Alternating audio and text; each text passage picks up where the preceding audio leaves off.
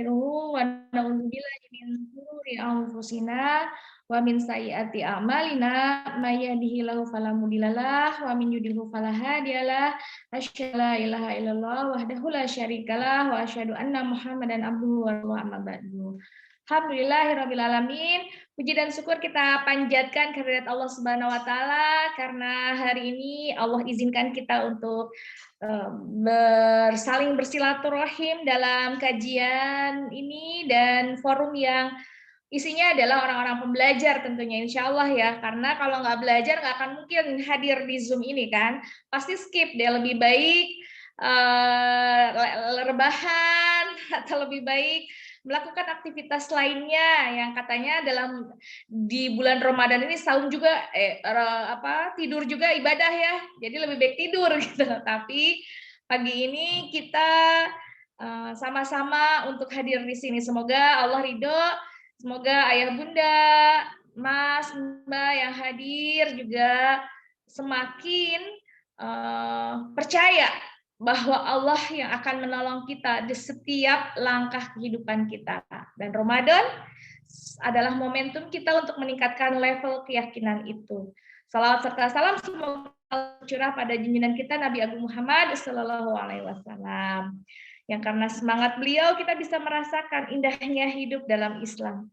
Dan semoga semangat itu terus membara dalam diri kita untuk kita coba menjadi seorang muslim yang baik, yang bisa menyebarkan value dari muslim itu sendiri kepada orang-orang di sekitar kita, khususnya adalah orang terdekat kita, khususnya yang lebih spesifik lagi adalah anak-anak kita, begitu ya. Karena seorang anak yang sehat hanya akan terlahir dari ibu yang sehat, ya dari orang tua yang sehat juga. Begitu pula dengan seorang anak yang solih, solihah, ia akan terlahir dari keluarga yang solih dan solihah juga gitu ya.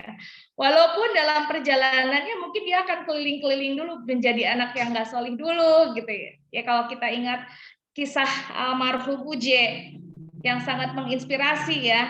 Beliau lahir dari keluarga seorang pendakwah, dari seorang ustazah. Tapi dalam perjalanannya kemudian dia mengenal dunia, mengenal hal-hal yang melenakan, yang menjauhkan dia dari agama, dari Allah. Tetapi pada akhirnya dia kembali lagi ke Allah. Nah, itulah ujian buat dia, ujian untuk keluarganya. Bisa jadi seperti itu, khususnya adalah ujian untuk orang tuanya. Ketika kita menyikapi setiap ujian itu, masih terus berharap dan meminta pada Allah, maka insya Allah Allah akan memberikan jalan dan kemudahan untuk kita. Nah, ya Bunda, Mas Mbak yang dirahmati Allah, saya kebagian tema yang lumayan bikin dag-digdug gitu ya. Kebagian izin share screen ya, Us. Nah, silakan Teh. Ini adalah tema yang disampaikan kepada saya bahwa harus dalam mengembangkan potensi prestasi berkarakter Islami. Ada potensinya, ada prestasinya, ada karakternya yang Islami. Dan dalam hal ini adalah kita sebagai orang tua yang berperan untuk menjadikan anak-anak kita menjadi jalan, menjadi mengantarkan mereka untuk menjadi pribadi yang seperti ini, berprestasi, berkarakter Islami. Kita pengen kembali dulu, lihat dulu nih kondisi saat ini nih ayah bunda nih, teman-teman semua. Satu fakta yang tidak boleh kita abaikan, bahwa ternyata saat ini berdasarkan riset nih ya, yang kita lihat riset yang tidak lama nih ya, dari tahun 2022 kemarin, kita mendapatkan informasi bahwa remaja Indonesia memiliki masalah kesehatan mental dari satu dari tiga. Jadi kalau ada 3 orang di sekitar kita anak remaja, maka salah satu di antara mereka itu memiliki masalah kesehatan mental. Yang kalau dari standar WHO kita mendapatkan informasi dari WHO bahwa yang namanya orang yang sehat mentalnya itu adalah satu, dia produktif, kontributif, kan begitu ya. Dia mampu sehat fisiknya, kemudian dia mampu berkontribusi untuk lingkungannya, artinya memang aktif, produktif, kontributif. Lalu dia mengetahui potensi dirinya. Yang keempat adalah mampu mengatasi stres harian. Jadi kalau hasil penelitian ini menyampaikan bahwa ada satu dari anak remaja yang ternyata dia itu mengalami masalah mental, bisa jadi dia tidak memiliki keempat hal ini. Fisiknya nggak sehat. Apa nih contoh yang paling sering kita alami dari anak remaja yang kita lihat? Masih muda, udah malas gerak, sukanya rebahan, dan ini salah satunya pengaruh gadget gitu ya. Nah, jadi kalau ayah bunda semua usianya udah 40 tahun, terus suka ngalamin boyoan, itu masih wajar mungkin ya. Walaupun banyak juga kok yang sudah sepuh tapi badannya masih fit gitu ya, nggak sering boyoan gitu. Tapi ini banyak terjadi pada remaja. Maka kita sering mengenal dengan istilah remaja jompo. Remaja jompo, dia masih remaja tapi udah jompo begitu ya. Dan ini adalah salah satu hal yang harus kita harus prihatin. Ini berarti mereka kurang banyak bergerak secara fisik. Dan kalau dilihat dari indikator kesehatan mentalnya WHO, berarti dia tidak memenuhi syarat itu, gitu ya. Kemudian ada 670 kasus bunuh diri. Yang 4 kali lipatnya itu yang tidak terlaporkan diperkirakan 4 kali lipat.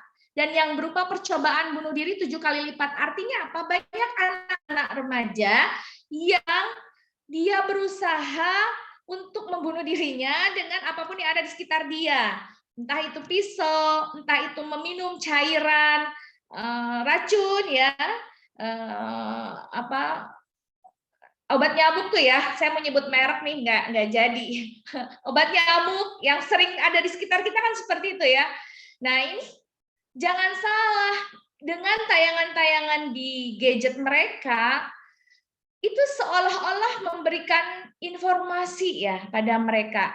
Sehingga di beberapa media kan bunuh diri itu nggak dengan sama nulisin bunuh diri, tapi bundir gitu ya. Bundir, atau ada yang di blur begitu ya. Karena memang ternyata kalau diterima oleh anak-anak, informasi ini bisa menjadi inspirasi buat mereka. Dan beberapa waktu lalu kita lihat di sosmed, anak SD loh bunuh diri, gara-gara apa? Nggak dikasih uang jajan. Prihatin? Jelas. Dan harusnya menjadi satu reminder buat kita, anak-anak kita, apa yang akan kita lakukan ya. Karena seharusnya ini kasus seperti ini menjadi kayak tamparan. Aduh, nanti anakku bagaimana? Harapan begitu ya, ayah bunda ya. Semoga, karena kalau sudah ada kekhawatiran, kita akan berikhtiar. Lalu aku harus bagaimana kan begitu. Tapi kalau ini informasi ini B aja, nggak ngaruh. Wah, ini satu hal yang harus kita tanya dalam diri kita. Sudahkah saya menjadi orang tua yang bertanggung jawab, orang tua yang mampu menjalankan peran sebagai orang tua yang Allah mau, atau cuman asal-asalan aja? Kan begitu ya. Kemudian selanjutnya ada fakta lain yang tidak kalah mengerikannya, nauzubillah min dzalik ya. 62,7 remaja usia SMP ini tidak perawan lagi. Mereka mengumbar kehormatan mereka, harga diri mereka di usia yang masih muda. Tentu pasti ada alasannya. Kalau kita lihat ke belakang, alasannya banyak yang sifatnya ekonomi, gitu ya, karena alasan pengen iPhone, gitu ya.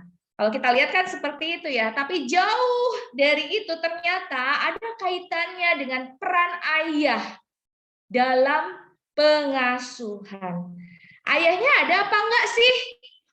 Berdasarkan penelitian yang dilakukan oleh Ibu Eli Risman mengatakan bahwa ketika ayah ada tapi tidak ada, ayah ada tapi tiada nih. Ayahnya ada di situ, tapi tidak hadir untuk anaknya.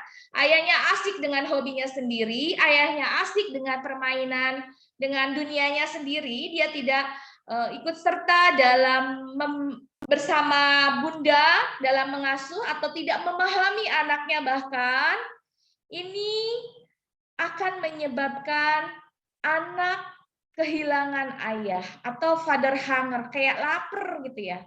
Aduh, aku kayak nggak punya ayah, nggak ngaruh, nggak ngefek, ada ayah, nggak ada ayah sama aja. Sehingga mereka akan mencari sosok laki-laki lain di luar rumah. Nauzubillah min dzalik ya. Dan kalau dispesifikan lagi, ternyata ada yang pernah mengaku ciuman, ada yang pernah melakukan aborsi, dan semua biasanya berawal dari kasus pornografi. Artinya mereka menonton link-link situs-situs pornografi. Beberapa pekan lalu saya mengunjungi sebuah SD dalam kelas seks edukasi begitu ya. Ketika saya tanya anak SD loh ini, kelas 5 dan kelas 6, saya tanya sedikit tentang link pornografi, mereka cekikikan, itu loh, yang itu loh, kamu tuh nonton gitu ya. Jadi tanpa merasa bersalah, mereka malah merasa bangga udah nonton gitu ya. Bila saya cuman, siapa yang suka nonton film? Saya cuman ngetesnya seperti itu, tapi udah langsung mereka mengidentikan bahwa film yang dimaksud adalah film porno, lalu tunjuk-tunjukkan. Berarti bisa jadi kalau saat itu perbincangannya dilanjutkan lagi, mereka pasti akan menunjukkan informasi yang lebih detail lagi. Sayangnya saya khawatir yang lain yang tidak tahu malah di situ jadi tahu ya. Jadi harus ada jam khusus bersama anak-anak ini. Tidak dipungkiri bahwa remaja saat ini, anak-anak saat ini memiliki akses yang sangat mudah ke situs-situs pornografi. Dan ternyata ada satu fakta lagi bahwa ternyata Pengadilan Tinggi Agama menerima permohonan nikah di bawah umur. Dan 15,3% itu nikah di bawah umur. Kalau kita tahu tahun 90-an ada yang ngehits ya dengan istilah pernikahan dini. Ya, tidak ada yang salah dengan pernikahan dini jika memang ya sudah siap, orang tua sudah menyiapkan, dan bukan karena kecelakaan atau kita sebut dengan MBA, married by accident. Yang menyedihkan adalah pernikahan ini dilakukan karena MBA. Dan kalau kita lihat semua ini adalah kondisi remaja hari ini yang mungkin kalau ayah bunda yang ada di Pondok Balkis nih ya, wali murid, wali santri, insya Allah tenang ya. Wah, nikah di bawah umur. Enggak, mereka lagi belajar, sekarang lagi fokus tahfidz. Enggak lah, dia ngomongin nikah juga kayaknya mereka sudah paham bahwa suatu saat saya akan menikah. Tapi nanti, karena saya pernah 2 pekan lalu saya mengunjungi anak-anak Balkis, kita di satu kelas motivasi begitu. Ketika saya tanya siapa yang pengen nikah, semua mengangkat tangannya, saya pengen nikah. Ketika saya tanya kapan nikahnya, nanti mau kerja dulu, mau ini dulu, mau tahfidz Quran dulu dan lain sebagainya. Masya Allah, tabarakallah ya. Ini menunjukkan bahwa suksesnya didikan ayah bunda nih, jadi harus berbahagia dan bersyukur. Ayah bunda yang sudah menyekolahkan anaknya di Balkis, di sana dijaga semangat belajarnya, sehingga tenang, nggak minta nikah muda. Apalagi kasus-kasus yang berhubungan dengan perilaku seksual, penyimpangan seksual dan perilaku seksual begitu ya. Insya Allah di sana dijaga sekali ya. Kampus putra, kampus putri aja jauh gitu ya, nggak akan mungkin. Dan ustazah punya cara, punya sistem bagaimana agar tidak terjadi hal demikian. Yang pacaran saja kedetek. Ini curhatnya ustadz-ustadz ya. Selain di Balkis, di tempat yang lain juga, karena anak saya itu mondok, yang nomor 1, 2, 3 itu dulu mondoknya di salah satu pondok di Jogja, yang nomor 2 juga, nomor 3 juga sekarang sedang mondok. Jadi ustadz-ustazah punya insting yang sangat tinggi kalau terkait pergaulan yang tidak wajar antara laki-laki dan perempuan. Ya insya Allah di bawah pengasuhan Ustadz Ustazah di pondok kita jadi lebih tenang lagi.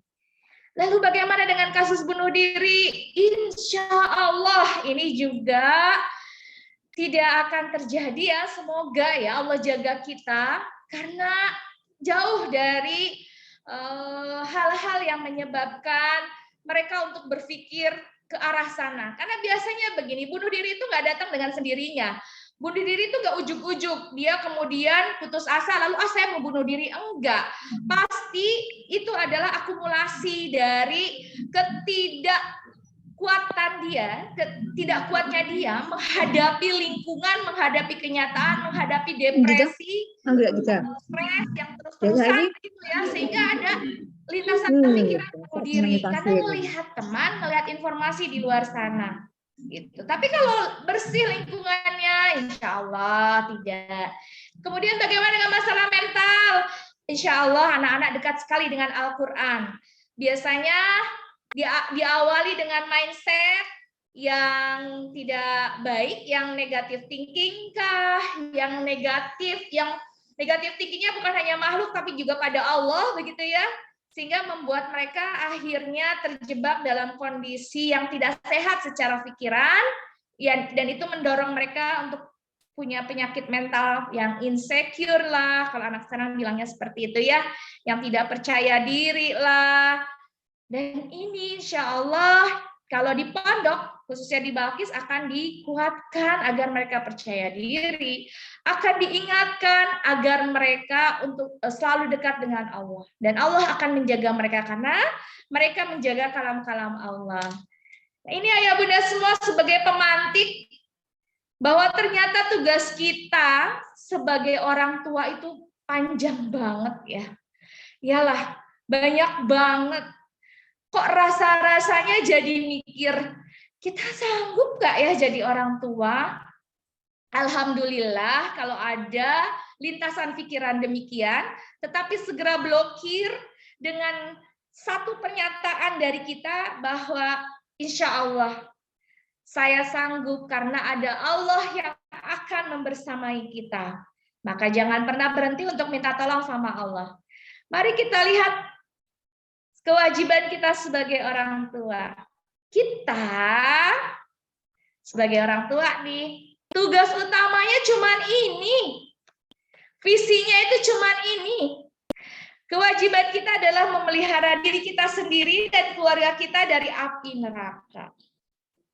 Anak-anak kita, keturunan kita terbebas dari api neraka dan memastikan semuanya sudah di jalan yang insya Allah diridhoi oleh Allah. Kita cuma bikin sistem. Bagaimana caranya supaya mereka taat sama Allah. Jangan taat sama kita ya bunda ya. Jangan perintahkan mereka untuk mentaati kita. Karena kewajiban mereka sesungguhnya adalah taat kepada Allah dan berbuat baik pada orang tua. Cukup berbuat baik saja. Ingat, anak itu amanah ya. Amanah itu adalah sesuatu yang harus kita jaga, yang harus kita perjuangkan, bahwa kita pastikan bahwa dia itu hidup dengan nyaman, hidup dengan sehat, hidup berprestasi, kan begitu ya. Tapi ingat, kita juga dimintai pertanggungjawabannya nanti ketika kita tidak bisa menjaga amanah ini. Kalau mindset anak sebagai amanah, kita tidak akan pernah ada lintasan pikiran untuk meminta jasa pada mereka. Karena ini penting ya, mindset dasar sebagai orang tua, penting banget. Kalau kita mindsetnya udah salah, nanti akan tercermin dalam perilaku kita. Ini yang paling penting, tugas kita adalah menjaga diri kita dan anak-anak kita dari api neraka. Wa anfusikum wa ahlikum nar. Sudah fokus kita ke sini saja. Ini tugas yang sangat berat. Dan ayah seharusnya memiliki visi yang sama begitu ya dengan bunda. Kalau saya suka menganalogikan begini, bahwa ayahlah yang harus menyampaikan pada seluruh keluarga, ini loh nak, visi kita, api atau semangat visi ini agar terus menyala sepanjang hari. Sepanjang hari, ya, karena kan kalau ayah itu ibarat kata kepala sekolahnya ya, kalau secara struktural gitu ya, dan kepala teknis, apa ya, manajemen operasionalnya itu kan bunda, yang tahu detailnya, yang tahu harus digimanain kan bunda. Tetapi ayah sebagai kepala sekolah yang harus lebih tegas menyampaikan ini adalah visi dari keluarga kita. Ayah jangan lupa berperan ya. Kalau ayah sekarang boleh curhat nih, kebanyakan diambil alih sama istri sih, diambil alih sama bunda begitu ya. Bisa jadi juga nih kemungkinannya dua nih, bisa jadi juga ayahnya kurang gercep nih, jiwa koamnya kurang muncul gitu ya. Dan kemungkinan kedua adalah ya memang bunda yang terlalu dominan sehingga masing-masing harus berlatih. Bunda menurunkan dominasi, ayah naikin jiwa koam. Kan gitu tuh. Oh, kalau udah kayak gitu udah cakep banget dah, udah sesuai fitrah insya Allah. Ayah tahu bahwa fitrah ia adalah sebagai seorang kawan. Dia akan memimpin keluarganya dengan baik dan benar gitu ya. Kalau bunda, oh saya ini adalah penjaga visi, saya harus memastikan semua berjalan sesuai dengan SOP.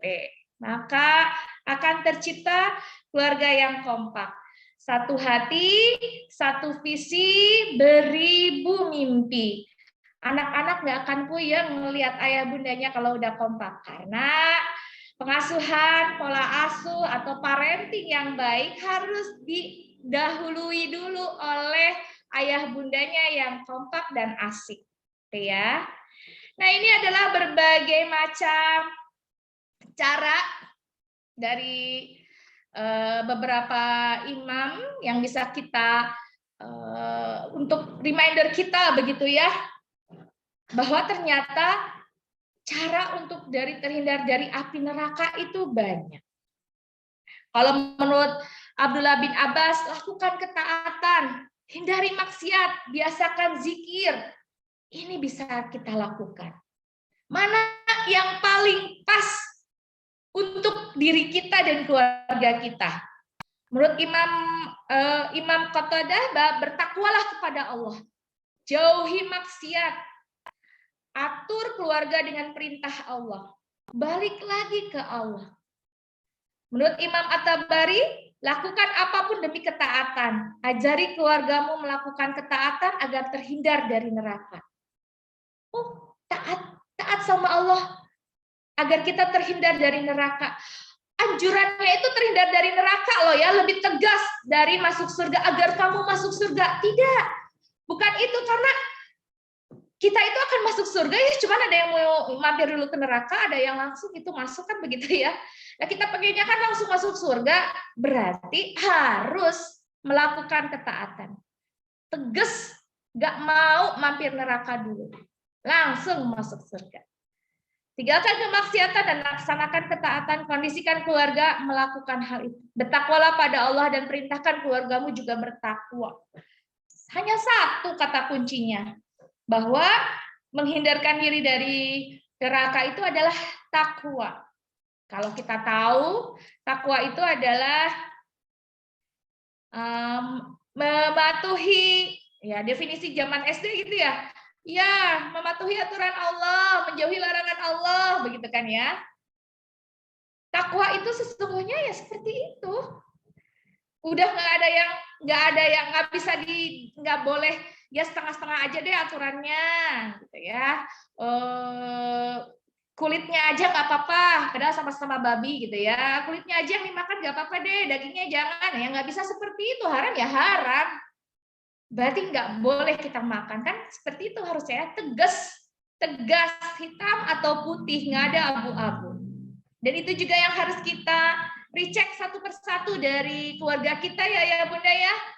Mana yang masih abu-abu segera tinggalkan, mana masih yang ragu-ragu juga, ayo kita tinggalkan aja deh. kita balik lagi dengan tujuan kita agar Allah sayang sama kita, agar kita termasuk dalam keluarga yang bertakwa, jauh dari api neraka.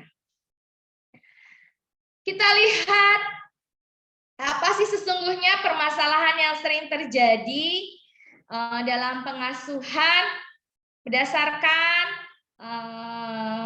pengamatan kami, begitu ya. Ini adalah kondisi-kondisi yang sering terjadi dalam pola asuh.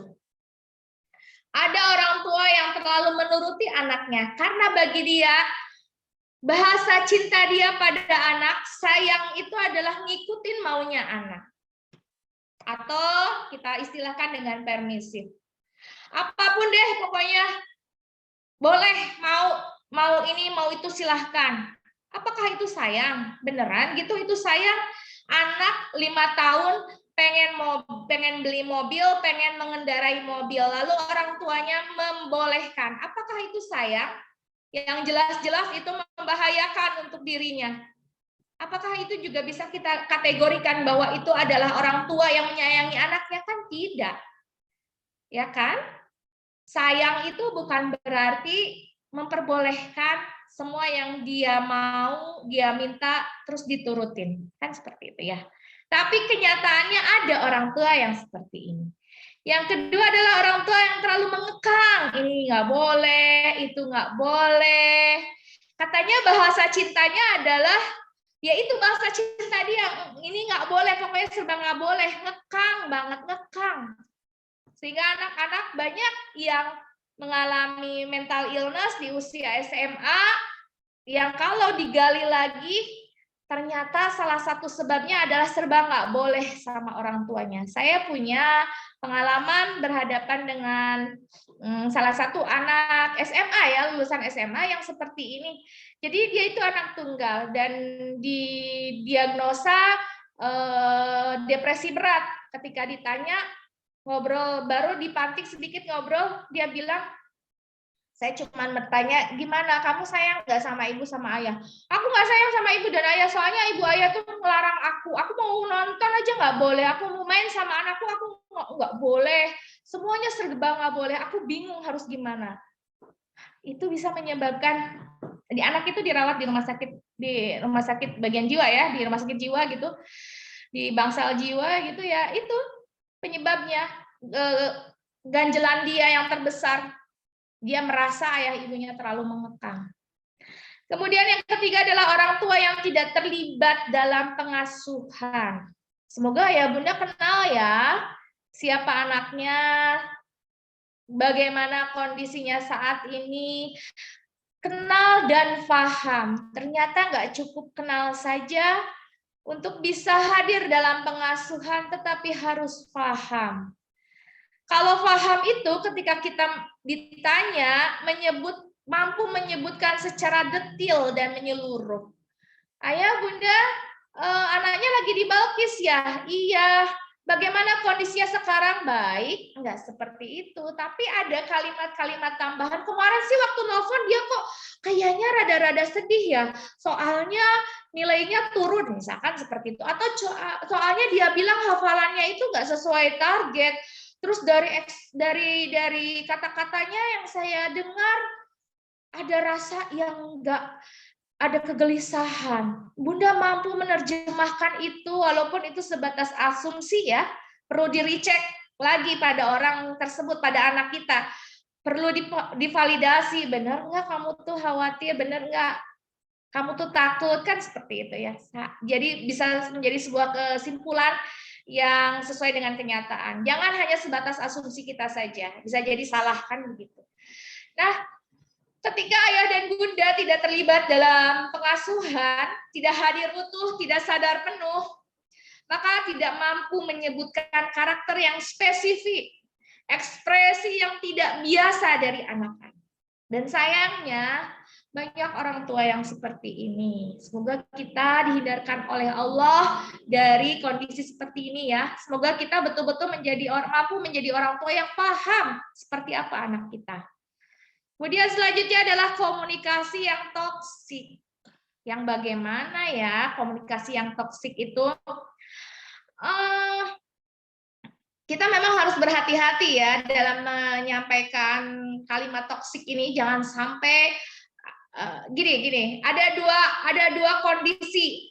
Kalau kita sebagai anak, jangan pernah kita mengatakan bahwa orang tuaku toksik, gitu ya. Ya kan? Jangan pernah lah. Ntar apa-apa toksik gitu semuanya. Dia lupa. Saya lupa, orang tuaku toksik banget nih, pokoknya nggak asik. Tapi saya lupa, kalau tanpa kehadiran orang tua, saya nggak akan hadir di muka bumi ini. Betul kan ya? Nah, dari sisi anak, kita harus berhati-hati menyebutkan bahwa kondisi orang tua kita menggolongkan mereka menjadi orang tua yang toksik. Kita harus berhati-hati, jangan sampai terucap deh kalau bisa begitu. Sementara dari sisi orang tua, kita harus sering-sering mengevaluasi diri kita. Ya, jangan-jangan saya yang toksik ya sama anak saya. Aduh, saya toksik nggak sih? Kondisi toksik itu yang bagaimana sih? Kondisi toksik itu racun yang bisa kan toksik itu racun ya. Komunikasi yang bukan menghasilkan emosi positif, melainkan emosi negatif. Ringkasnya kayak gitulah. Anak kita lagi curhat, "Ma, nilaiku jelek." Lah, kenapa bisa jelek? Kamu sih main game terus. Ayo tuh, terus-terusan aja tiap hari main game. Udah sana, nggak usah sekolah. Udah sana. Wah, bukannya dicari solusinya bagaimana agar meningkatkan nilai anak, ini malah buang sampah emosi pada anak kita, membuang kekesalan pada anak kita. Yang bisa jadi saat itu kita lagi kesel sama suami kita ya. Kalau ini perempuan, kalau laki-laki lagi kesel sama sama istri, atau lagi kesal karena kerjaan di kantor numpuk gitu, banyak errornya. Jadi buang sampahnya pada anak. Ini sangat-sangat tidak nyaman. Jadi hati-hati saat berucap, jaga lisannya. Karena lidah itu betul-betul tidak bertulang. Kita tuh tidak pernah paham kalimat mana yang bisa menyebabkan hati anak kita terluka. Dan kalau sudah terluka, kata maaf saja tidak cukup rasanya untuk menyembuhkan luka batin mereka. Karena luka batin itu tidak nampak, tapi dia nyata, dia ada. Oke. Dan kondisi selanjutnya adalah pengasuhan penuh luka. Pengasuhan luka yang dimaksud di sini adalah luka batin. Pengasuhan yang bukan membuat mereka nyaman dan bahagia, tetapi mereka tidak nyaman dan tidak merasa diasuh oleh orang tua, tidak merasa punya keluarga, tidak merasa punya tempat pulang. Kenapa bisa terjadi begini? Kalau pengasuhan itu adalah pengasuhan yang penuh luka, hampir pasti berarti ayah bundanya masih punya luka yang belum selesai. Sehingga sebelum melangkah ke pengasuhan seharusnya dikelirkan dulu nih luka ayah orang tuanya. Dikelirkan dulu. Biasanya penyebab luka itu adalah primary wound-nya, luka dasarnya itu ya tidak jauh dari pengasuhan ayah bunda zaman dulu. Jadi ketika ayah bunda masih kecil, diasuh oleh orang tua yang toksik, yang pola asuh yang penuh luka, yang menyebabkan luka, maka hari ini ayah bunda akan menjadi orang tua atau yang menerapkan pengasuhan yang toksik juga pada anak-anak. Oke, ini kondisi umum dalam pengasuhan, masalah-masalah yang biasa terjadi dalam pengasuhan, yang mudah-mudahan saat ini kita tidak termasuk di keempat ini ya, yang bunda kelima ini ya. Dan ketika kita merasa saya kayaknya masih toksik nih, saya kayaknya masih menerapkan pola asuh yang penuh luka, mari kita sama-sama untuk berazam memutus rantai pola asuh, memutus rantai pola toksik dalam pola asuh kita. Dan semoga Allah mampukan semuanya. Amin ya Allah ya Rabbal Alamin. Dan ayah bunda semua, mas mbak, calon ayah bunda, sebetulnya apa apa sih inti dari parenting itu atau pola asuh itu? Ternyata simpel, bahwa inti parenting adalah menanamkan kebiasaan dan membentuk kenangan. Menanamkan kebiasaan apa sih? Kebiasaan baik tentunya ya. Kebiasaan baik yang secara normal maupun kebiasaan-kebiasaan yang berhubungan dengan ibadah kita, tauhid kita, konektivitas kita pada Allah Subhanahu wa taala. Anak sholat, anak yang rajin sholat ketika besar, ketika usia remaja, itu pasti hasil jerih payah, hasil usaha ayah bundanya ketika kecil. Nggak mungkin ujuk-ujuk dia mau sholat dan bisa sholat kalau dari kecil tidak dikenalkan dengan aktivitas sholat. Ketika besar, dia mampu menjaga konektivitas pada Allah. Dia yakin bahwa ada Allah yang maha segalanya. Dia tidak meyakini bahwa alam semesta itu berdiri dengan sendirinya.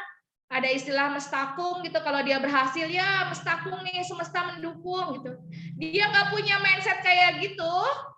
Kalau dari kecil ayah bundanya sudah mengenalkan konsep tauhid. Kalau ayah bundanya sudah mengenalkan bahwa apapun yang terjadi di muka bumi ini atas izin Allah.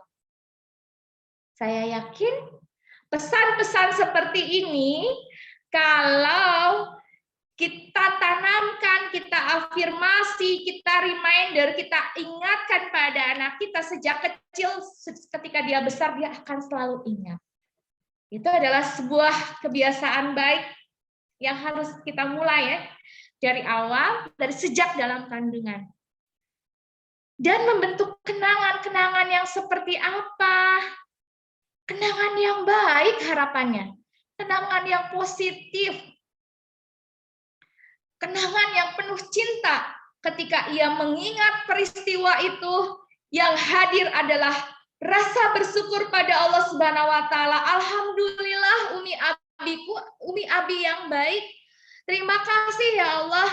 Aku dulu jalan-jalan, diajak jalan-jalan ke sini. Aku dulu dibelikan baju baru. Aku senang banget. Kan itu yang kita harapkan.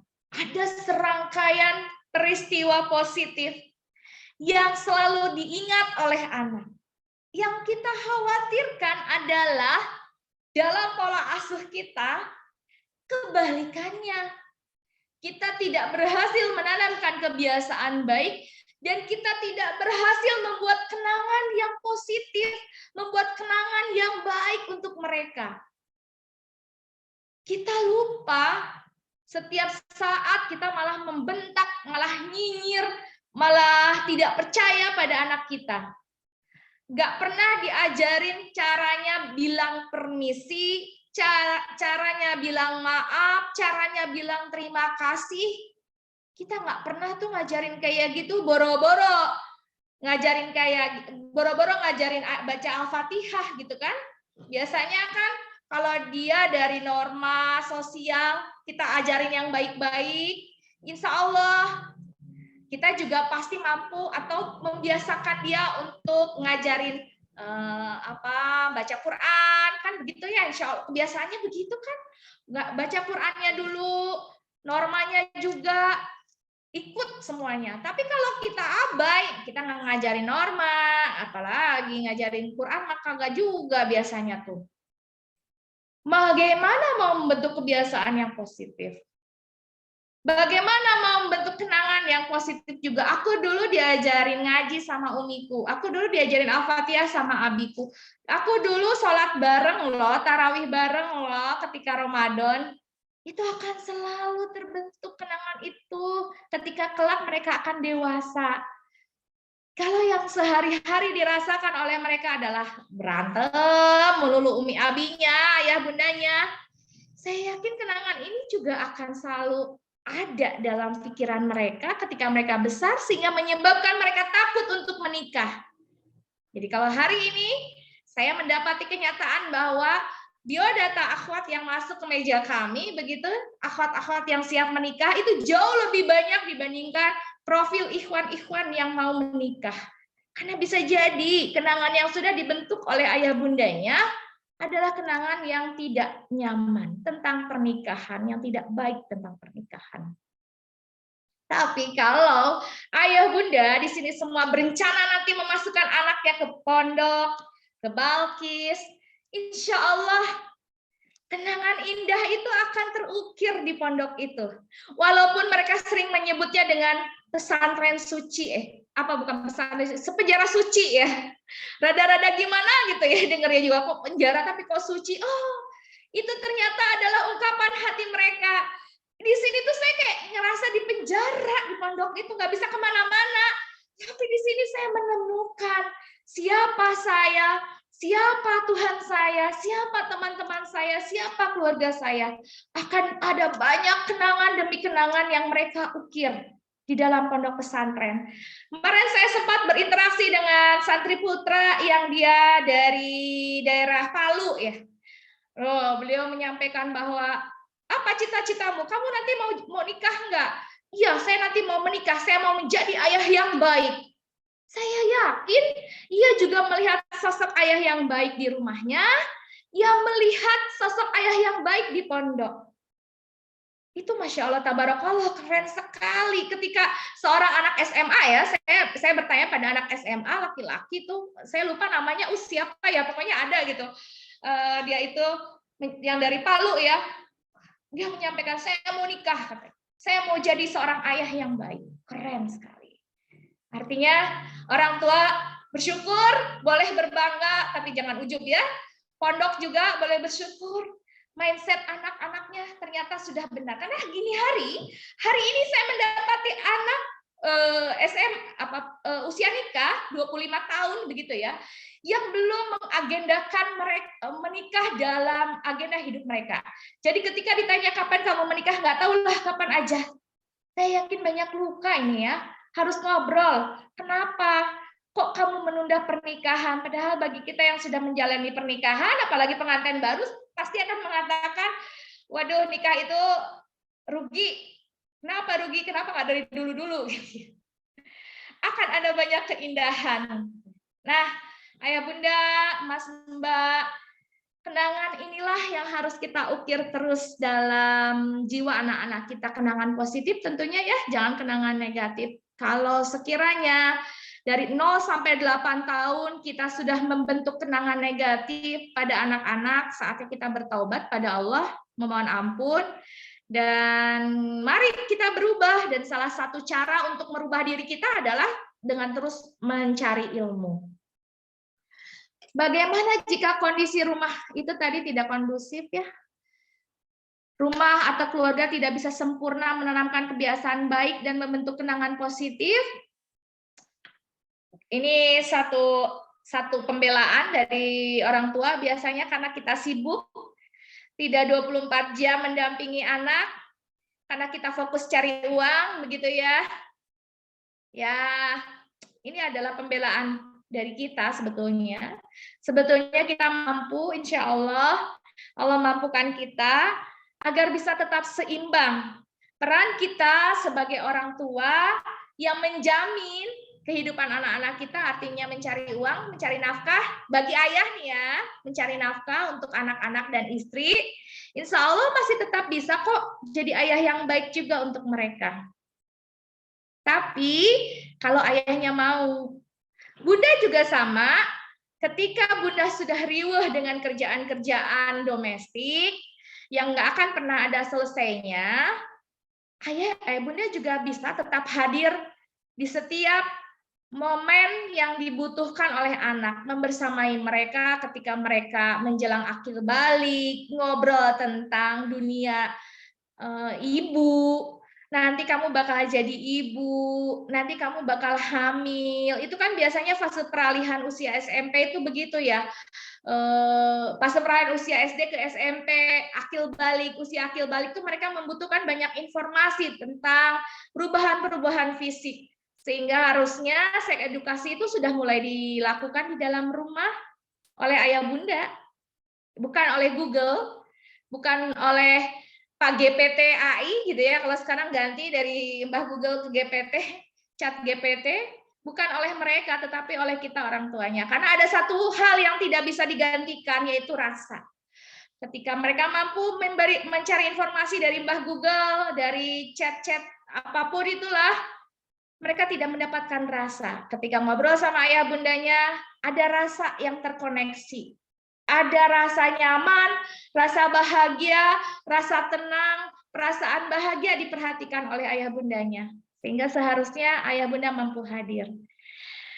Kemudian selanjutnya adalah ada sisa budaya keluarga yang di masa lalu yang kurang syar'i gitu ya, sehingga kondisi ini juga yang menyebabkan kita tidak bisa menjadi orang tua yang nyaman, tidak bisa membentuk kenangan yang indah di dalam kehidupan mereka. Budaya yang seperti apa yang kurang syar'i? Bisa jadi ayahnya juga baru sadar sholatnya itu baru sholat, bahkan bukan tepat waktu ya, tapi benar-benar baru menjalankan ibadah sholat ketika sudah punya anak, atau bahkan yang masih bolong-bolong sholatnya sekarang. Nah ini yang susah kan jadinya ya, nggak kondusif. Oke, sholatnya jalan tapi ibadah Ramadannya enggak, atau kebalikannya puasa sih tapi enggak sholat. Bukankah amalan-amalan yang lain akan hancur manakala sholat tidak kita dirikan, gitu ya. Jadi sholat itu kan fondasinya. Kemudian ada keluarga yang terlibat pengasuhan tanpa ilmu. Ya, ini apalagi kalau kita menitipkan anak-anak kita pada simbahnya, kakek neneknya, yang sayangnya beda ya dengan kita. Bahasa cintanya kakek nenek adalah ya apapun yang kamu mau aku berikan gitu kan biasanya ya. Mau dikasih aja toh ya, masa cuma minta permen satu aja nggak dikasih. Padahal kita sudah komit bahwa selama ade batuk, ade nggak boleh makan permen. Ternyata bagi simbah itu menyakitkan dia dan menyakitkan cucunya. Sehingga mudah dilobi, oke deh ngasih. Ini sehingga peraturan-peraturan yang kita terapkan di rumah nggak bisa tegak. Gitu ya. Kemudian tetangga yang membara memiliki pengaruh yang buruk. Memiliki pengaruh yang buruk ya. Sehingga pergaulan di rumah menjadi sesuatu yang terkontaminasi nih. Kita ngejaga anak-anak kita nggak ngomong kasar, tapi ketika dia main keluar, dia main dengan tetangga, dengan teman-temannya yang pakai bahasa kebun binatang, dia pulang ke rumah akan tercetus gitu kata-kata, ngikutin kata-kata buruk seperti itu. Dan yang paling menjadi PR adalah banyak orang tua dengan kondisi inner child-nya yang masih terlukai. Apa sih inner child itu? Jiwa anak-anak yang ada dalam diri setiap orang, cuman yang menyebabkan masalah adalah ketika jiwa anak-anak itu dalam kondisi terluka. Ayah bunda yang menyaksikan perkelahian orang tua dulu ketika ayah bunda usianya 0 sampai di antara 0 sampai 8 tahun melihat ayah bundanya, ibu bapaknya berantem, bercerai, saling baku hantam. Secara tidak langsung yang ketika sekarang dia menjadi orang tua, dia akan memiliki perilaku yang tidak wajar. Entah mencubit anaknya, entah benci pada suaminya. Ya ini salah satu sebabnya, karena memang inner child-nya terluka. Ketika itu dia menyaksikan ayah bundanya berantem usia 0 sampai 8 tahun, itu masih terekam di dalam bawah sadarnya, di alam bawah sadarnya. Ketika ia menjadi orang tua, ia tidak mampu menjadi orang tua yang bisa menorehkan kenangan baik untuk anak-anaknya. Ini adalah beberapa hal yang menyebabkan kondisi pengasuhan kita bukan pengasuhan yang menorehkan kenangan baik, tetapi pengasuhan yang mungkin akan jatuhnya adalah pengasuhan yang toksik buat mereka. Dan ayo kita sama-sama berbenah ya bunda ya, teman-teman semua yang belum menikah jangan kemudian menjadi takut. Justru kita tahu letak masalahnya di mana, Belajar terus dari sekarang dan mulai mempraktekkan apa yang bisa dipraktekkan. Kan nggak mesti nunggu nikah loh. Ilmu-ilmu pernikahan itu sebetulnya nggak mesti nunggu nikah. Beberapa hal nggak mesti nunggu nikah dulu. Kita bisa mulai dengan memahami teman kerja, memahami orang tua kita. Sama saja. Latihan memahami diri sendiri kita bisa lakukan dari sekarang. Latihan memaafkan pasangan, ya nggak usah nunggu nikah dulu, maafkan aja orang lain sekarang. Atau yang paling sulit itu dan sering terjadi adalah tidak memaafkan diri sendiri. Oke, jadi dari sekarang berlatih, mulai aplikasikan, mulai praktekkan. Sebelum kita semua, Anda semua yang belum menikah itu menjadi orang tua. Ini adalah beberapa kebahagiaan bagi ayah bunda yang berniat atau sudah menitipkan anaknya di pesantren, begitu ya. Karena saya merasakan sekali manfaatnya, alhamdulillah. Dulu ketika anak pertama izin ke pesantren gitu, kita galau gitu. Padahal kita sendiri yang mengkondisikan mereka untuk memilih mondok di pesantren gitu. Tetapi pada hari H tetap ada rasa sedih, tetap ada rasa khawatir. Sehingga yang harus dikuatkan mentalnya sebetulnya bukan anaknya, tetapi orang tuanya. Orang tua mana yang sedih, yang nggak sedih gitu ya, ditinggal anaknya pergi dari rumah, ya pasti sedih. Nggak mau makan, nggak nyaman, anakku makan apa. Tetapi ternyata itu jauh lebih membuat kita bahagia. Karena kita ngerasa bahwa kita nggak mampu jadi orang tua yang bisa mendidik mereka, maka kita meminta bantuan orang-orang ahli, ustadz-ustazah, untuk membantu kita menjadi mitra kita sebagai pendidik anak-anak kita. Bukan berarti membiarkan mereka di pondok, ya udahlah gitu aja, biarin urusan pondok itu mah pokoknya saya mah udah bayar aja ke pondok. Nggak bisa kayak gitu. Peran utama, tanggung jawab utama sebagai pendidik anak kan orang tua, sehingga sekolah, pondok, ustadz ustazah itu hanya sebagai mitra kita dalam menjalankan peran kita sebagai orang tua. Dan pasti akan ada rasa sedih, tapi ada rasa bahagia yang levelnya maksimal ketika melihat pendidikan anak-anak kita itu berhasil gitu ya. Ikhtiar kita itu Allah ijabah, Allah kasih kado yang terbaik menjadi anak-anak yang luar biasa, bisa berbirrul walidain pada orang tuanya, dan yang utama adalah bisa taat pada Allah Subhanahu wa taala. Menitipkan anak ke pondok adalah ikhtiar terbaik orang tua untuk menanamkan kebiasaan baik dan membentuk kenangan yang positif. Bagaimana tidak, di pondok anak belajar menghadapi kenyataan kehidupan yang tadinya serba sendiri, atau adik kakak juga kakak beradik cuma 3 atau 5, palingannya kalau di rumah dia harus berbagi dengan 5. Tapi kalau di pondok dia berbagi dengan lebih banyak orang lagi.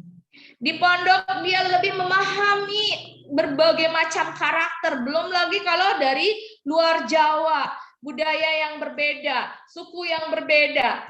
Ini menjadi learning point setiap anak yang ada di pondok. Dan itulah kehidupan sesungguhnya. Toh ketika kita sekarang sudah menikah, kita merantau, kita juga menghadapi banyak orang yang macam-macam kan ya. Enggak hanya sekedar menghadapi orang yang baik saja, yang tidak baik juga ada, yang munafik juga ada ya. Mereka sudah belajar lebih dini. Di pondok mereka belajar tentang itu semua. Berlatih untuk tangguh, untuk mandiri, untuk bersabar, berdisiplin. Ini kan aturan-aturan yang diterapkan di pondok. Ya pastilah anak harus disiplin, anak harus tangguh, pilihannya cuma 2, bertahan dan menang. Nggak ada yang kalah gitu kan harapannya. Mereka menyelesaikan pendidikan dengan baik, mereka keluar di situ menjadi santri-santri yang luar biasa, yang berprestasi, yang taat pada Allah Subhanahu wa taala. Gimana nggak belajar bersabar? Apapun di sana harus ngantri. Gimana nggak belajar mandiri? Di sana semuanya jauh dari orang tua, yang ada ustadz ustazah, musrif, musrifah. Minta tolongnya pasti ke mereka, tapi pasti berbeda minta tolong sama musrif, musrifah itu. Tapi ya begitulah, mereka akan belajar tentang banyak hal, melatih dirinya. Mandiri itu dilatih ya. Mandiri itu bukan hanya mindset, tapi dilatih. Dia kalau dia hanya sekedar mindset saja, nggak akan dapat. Tapi harus ada aktivitas yang menjadikan dia menjadi pribadi yang mandiri. Dididik 24 jam oleh banyak ahli yang amanah. Ustadz Ustazah kita di Balkis khususnya insya Allah amanah semuanya. Profesional juga yang ngurusin Quran, yang guru tahfidz, ya jelas dia itu lulusan tahfidz, punya certified tahfidz, dia juga hafal Quran. Oh, yang nggak hafal Quran ya nggak ditaruh lah di situ, pasti ditaruhnya di tempat yang lain. Oh, Ustadz yang leadershipnya bagus, luar biasa, itu ngurusin yang urusan-urusan kesiswaan.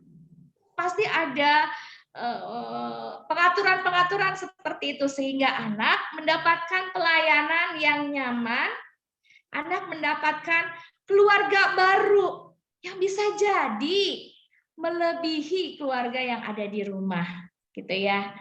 Anak terpisah dari lingkungan dan pergaulan negatif, jelas. Insya Allah steril di pondok. Nanti tantangan pondok adalah dan tantangan orang tua selanjutnya adalah bagaimana menyiapkan anak kembali lagi ke lingkungan yang tidak steril. Artinya bebas di pondok, kemudian dia keluar dari pondok, lulus, nah kita harus menyiapkan itu. Bagaimana dia bisa mampu bertahan di tengah-tengah hedonisme, di tengah-tengah lingkungan yang tidak sesteril pondok. Itu kan tantangan selanjutnya. Nggak apa-apa dipikir nanti aja kalau belum lulus Maya. Sekarang yang penting kita siapkan, nyamankan anak-anak untuk ada dan tetap bertahan di pondok dan menang di sana, menjadi seorang pemenang.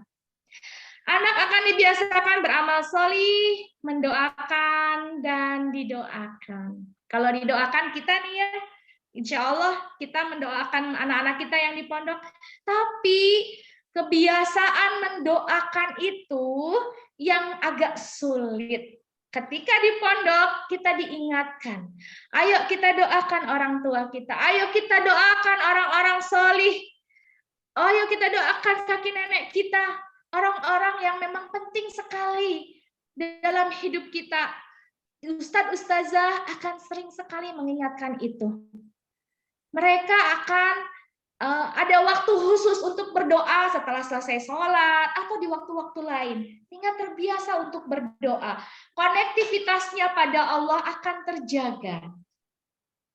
Kalau sudah connect pada Allah dengan doa-doa yang dilafazkan, bukan hanya sekedar sholat, maka akan ringan sekali untuk melakukan amal soleh. Insya Allah. Dan yang saya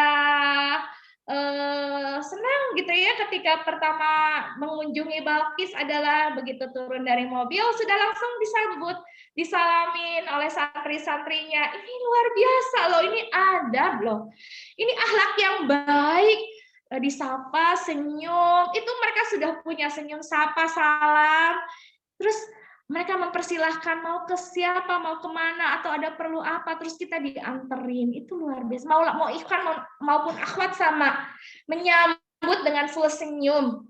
Senyum yang nggak dipaksain tentunya ya. Dan karena ada beberapa tempat yang ketika kita datang, itu mereka kabur.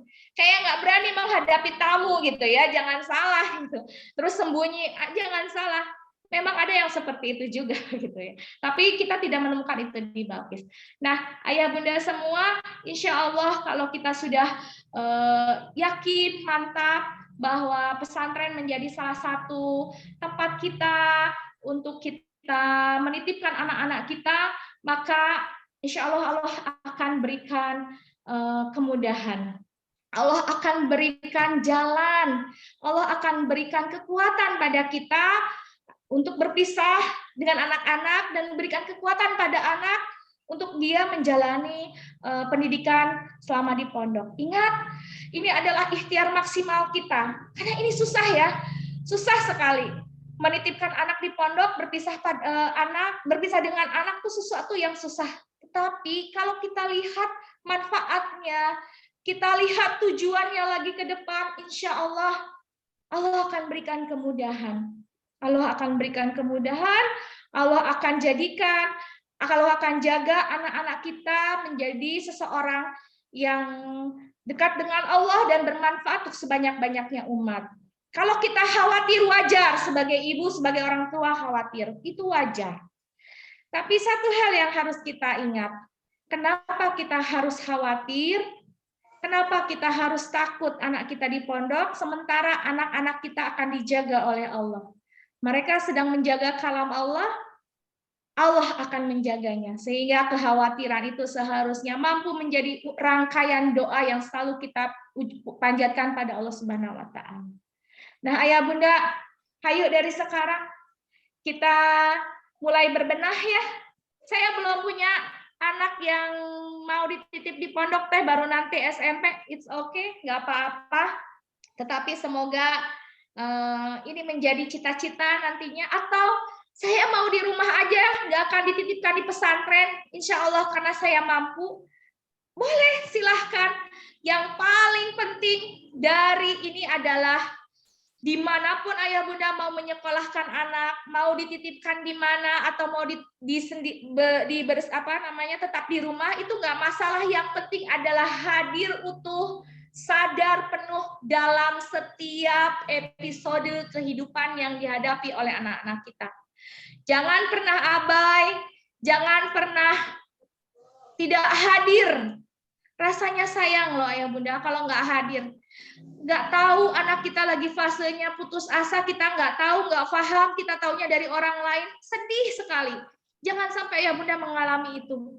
Kasihan anak-anak kita dan kasihan sama diri kita sendiri. Jangan sampai mengalami rasa sedih yang berlebihan, karena nanti akan timbul rasa bersalah yang terus-menerus. Lebih baik dari awal kita antisipasi. Makanya atur waktu sedemikian rupa. Kalau memang ternyata kita masih kurang maksimal, minta tolong sama Allah agar lebih dimampukan lagi dalam mengasuh anak-anak kita. Minta tolong pada Allah agar Allah juga senantiasa menolong kita, membersamai kita, menjalankan peran penting kita sebagai orang tua. Itu sebagai pemantik diskusi kita pada pagi hari ini. Kita lanjutkan dengan diskusi jika memang ada diskusi-diskusi ya, Us. Oke, saya saya serahkan pada MC, saya akhiri dulu. Mudah-mudahan bermanfaat untuk kita semua. Billahi taufiq wal hidayah. Wassalamualaikum warahmatullahi wabarakatuh. Waalaikumsalam warahmatullahi wabarakatuh. Ya, jazakumullah khairan katsir kepada Teh Dery ya atas penyampaian ilmu yang sangat luar biasa gitu ya. Banyak sekali ilmu-ilmu baru terutama bagi saya pribadi ya terkait bagaimana parenting Islami, parenting yang sesungguhnya itu seperti apa gitu.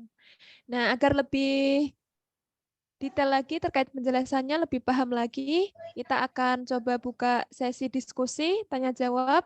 Silahkan yang mau bertanya bisa menuliskannya atau bisa langsung angkat tangan. Bisa menuliskan di kolom komentar ataupun bisa mengajukan pertanyaan secara langsung melalui angkat tangan di Zoom-nya gitu ya, di room Zoom-nya. Silahkan Bapak, Ibu, Mbak Mas yang ikut kajian, apabila ada pertanyaan bisa disampaikan di kolom komentar ataupun bisa langsung disampaikan dengan angkat tangan gitu. Sembari menyiapkan. Ada yang ini Us ke saya, ada yang DM. Oh iya. Ini DM-nya seperti ini. Bagaimana mensikapi anak yang kalau dinasehati tidak suka atau tidak mau, tapi kalau diberi kepercayaan malah belewer, tidak segera melakukan. Kalau diajak diskusi iya-iyanya aja. Bagaimana tarik ulurnya untuk anak remaja usia ini?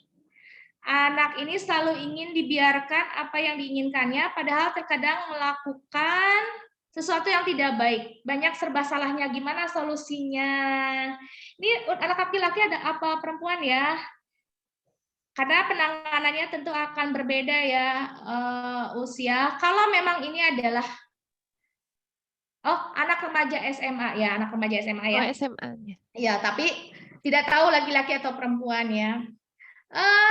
Memang ketika usia SMA, ini saya langsung jawab, nggak apa-apa ya usia? Iya. Daripada Ya, lupa ya. silakan Teh Dery. Usia SMA Silakan, itu Teh Dery. usia yang unik. Dianggap remaja belum mampu menjalankan perannya sebagai orang dewasa gitu ya. Dianggap dewasa belum mampu menjalankan perannya sebagai orang dewasa, tapi dianggap masih anak kecil.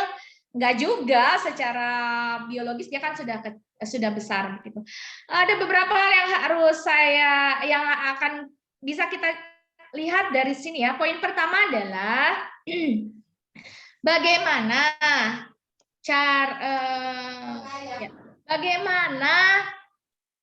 pendekatan yang tepat ketika kita akan berbicara dengan anak SMA ini. Kita harus setting dulu. Kalau kita sebagai orang tua, kita nggak boleh menganggap itu adalah kita tidak boleh menganggap bahwa dia itu anak kecil lagi, sehingga nggak bisa seperti dulu lagi. Tidak bisa seperti dulu ketika dia masih usia balita dan kita memperlakukan dia kayak balita lagi, nggak bisa. Kita harus merubah mindset kita bahwa dia anak dewasa, dia sudah besar, dia ingin dipahami. Dan kalau diajak ngobrol, itu beneran loh kita yang dengerin, bukannya kita yang nasehatin. Lebih banyak menggunakan telinga kita dibandingkan mulut kita. Kebanyakan kita kan kalau ngomong sama anak SMA itu udah langsung motong-motong aja gitu. Kamu tuh tahu apa sih? Harusnya tuh begini. Stop dulu, tolong stop dulu yang kayak gitu. Gunakan dulu telinga untuk berbicara, untuk mendengarkan. Tahan mulutnya untuk berbicara. Dan kalau ini adalah anak laki-laki, tolong ya ayahnya deh yang lebih banyak berinteraksi. Ayahnya deh pula pegang tulang punggungnya, peluk anaknya, usap-usap ubun-ubunnya, usap-usap tulang punggungnya. Karena biasanya nggak perlu banyak ngobrol, anak hanya butuh disentuh secara fisik, itu udah langsung ada koneksi, udah gampang kesananya.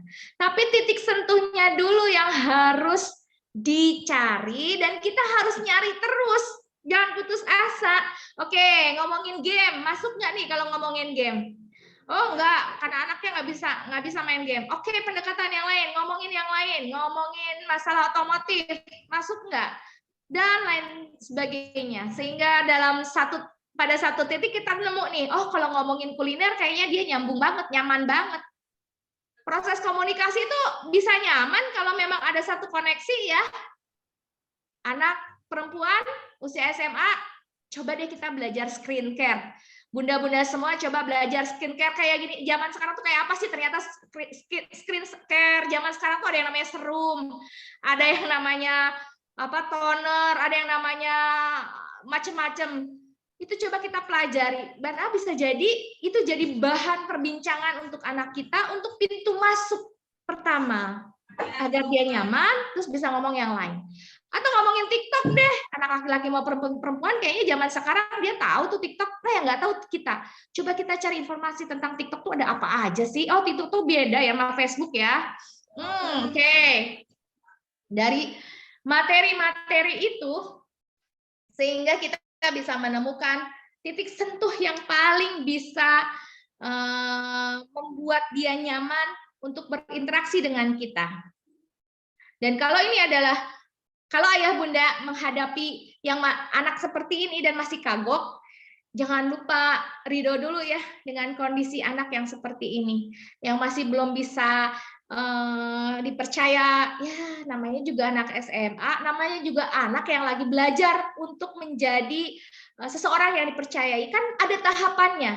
Jangan menuntut dia seperti kita. Kalau dikasih kepercayaan, dikasih tugas, kita segera melakukan. Jangan samakan dia dengan kita.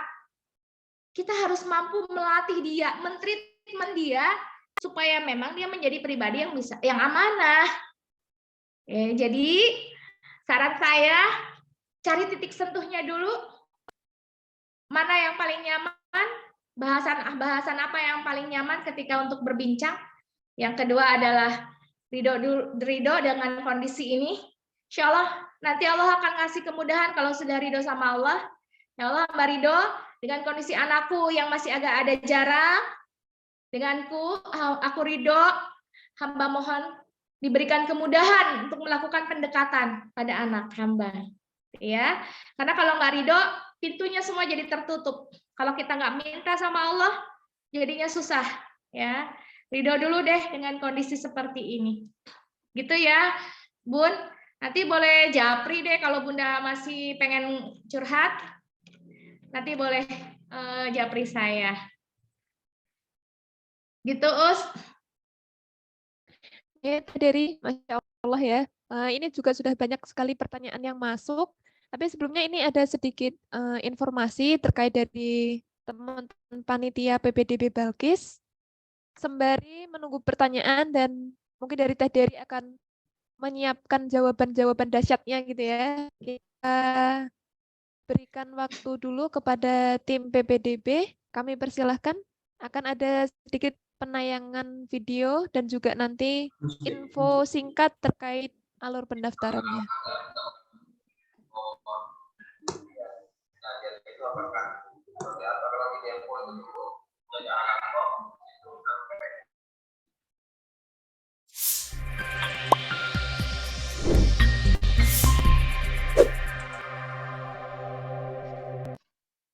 Assalamualaikum warahmatullahi wabarakatuh. Sahabat sekalian, saya sedang berada di lingkungan pesantren Baitul Quran Islamic School, Balkis, Yogyakarta. Lingkungan sekolahan ini berada di Gunung Kidul, Yogyakarta, yang masih sangat asri. Lingkungannya bersih, nyaman untuk pembelajaran, dan di sini anak-anak akan sangat enjoy di dalam belajar. Ada anak-anak di level SMP, ada pula yang level SMA. Mereka belajar di pesantren Balkis, Yogyakarta, putra maupun putri. Di sini mereka dididik untuk menjadi karakter yang Islami, belajar Quran, menjadi seseorang yang dididik untuk mandiri, sehingga mereka kelak bukan hanya pandai secara akademik yang bisa meneruskan ke kampus-kampus ternama, tetapi mereka memiliki hafalan Quran yang banyak, memiliki kepribadian yang Islami, dan memiliki kemandirian, dilatih dengan berbagai macam keterampilan. Nah, ayah bunda sekalian, titipkan putra-putri ayah bunda di pesantren Balkis, Yogyakarta. Saya, Cahyadita Karyawan, tinggal di Yogyakarta, tidak jauh dari pesantren ini, bisa silaturahim, dan Bapak Ibu sekalian bisa menitipkan pada pendaftaran santri baru pada tahun ini. Segera daftarkan putra-putri di SMP, SMA, di lingkungan pesantren Balkis, Yogyakarta. Assalamualaikum warahmatullahi wabarakatuh.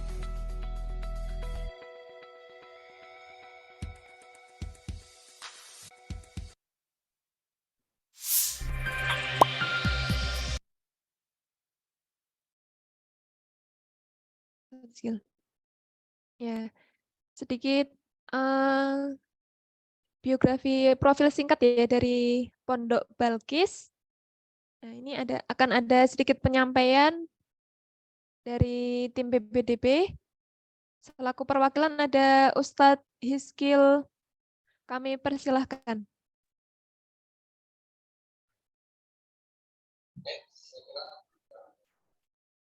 Masih berapa ya? Konklusi ini.